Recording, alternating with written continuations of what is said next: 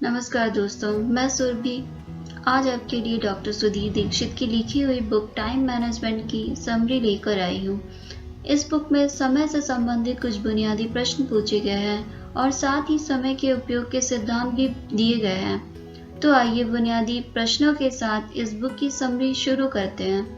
तो पहला सवाल है जो आपको सोचने पे मजबूर कर देगा, वह यह है कि आखिर समय की हमें इतनी कमी क्यों महसूस होती है। वक्त के साथ साथ जिंदगी की रफ्तार तेज हुई है, टेक्नोलॉजी ने हमारी जिंदगी को आसान बना दिया है, पूरी पृथ्वी जिंदगी की रफ्तार के आगे छोटी पड़ गई है, फिर भी हमारी जिंदगी जटिल होती जा रही है। ऐसा आखिर क्यों है?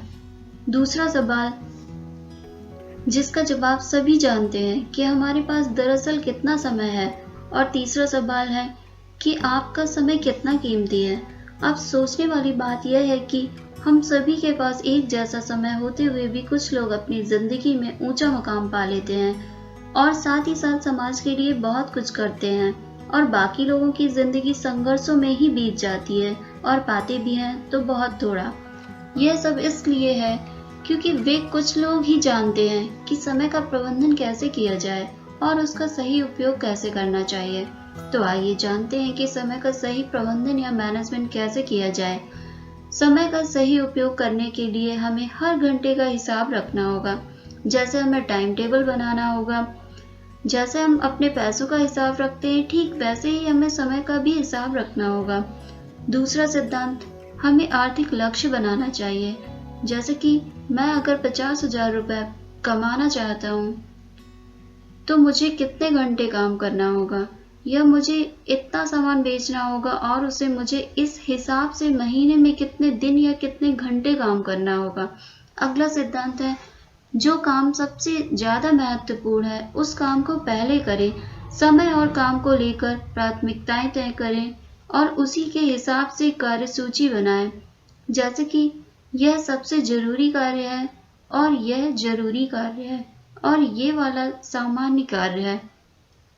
हमें यात्रा के समय का अधिकतम उपयोग करना चाहिए। यात्रा के दौरान लोग गाने सुनते हैं, अखबार पढ़ते हैं या गपशप करते हैं।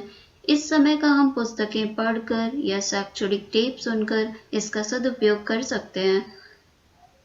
हम जानते हैं कि हम हर काम को नहीं कर सकते और दूसरों को महत्वपूर्ण काम दे नहीं सकते, लेकिन जब हम काम दूसरों को सौंपना सीख जाते हैं तो हमारा समय कई गुना बढ़ जाता है। अगला सिद्धांत हमें सिखाता है कि हमें उन कार्यों पर ज्यादा ध्यान देना चाहिए जो हमें ज्यादा परिणाम देते हैं, जिससे हम कम समय में ज्यादा परिणाम पा सके। अगला सिद्धांत हमें बताता है कि हमें अपने प्राइम टाइम में काम करना चाहिए। हम जिस समय सबसे ज्यादा फुर्तीले, ऊर्जावान और चुस्त होते हैं वही हमारा प्राइम टाइम है। इससे हमारे वक्त की बर्बादी कम होती है।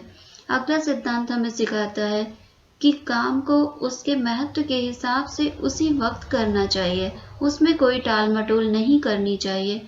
साथ ही उस काम को पूरा करने की समय सीमा भी तय करके रखनी चाहिए। अगला सिद्धांत, मोबाइल और इंटरनेट का न्यूनतम उपयोग करना चाहिए, क्योंकि हम अपना बहुत सारा वक्त मोबाइल में व्यर्थ की चीजें देखने या सोशल मीडिया जैसी चीजों में निकाल देते हैं। अगला सिद्धांत बताता है अगले दिन की योजना बनाकर ही सोएं। रात को सोने से पहले अगले दिन के कार्यों की लिस्ट उनकी प्राथमिकता के हिसाब से बना लें। इससे अगले दिन का वक्त यह सोचने में बर्बाद नहीं होगा कि आज मुझे क्या करना है। अगला सिद्धांत हमें बताता है कि हमें शरीर को नुकसान पहुंचाने वाली चीजों से बचना चाहिए। इससे हमारे शरीर के साथ स्वस्थ रहने के साथ साथ हमारा बहुत सा वक्त भी बचता है। तो दोस्तों, इस बुक से हमें पता चलता है कि हम अपने समय का प्रबंधन कर सकते हैं। तो प्लीज़ अपना समय निकाल कर इस बुक को ज़रूर पढ़ें और टाइम मैनेजमेंट के बारे में और अधिक जानें। Thank you.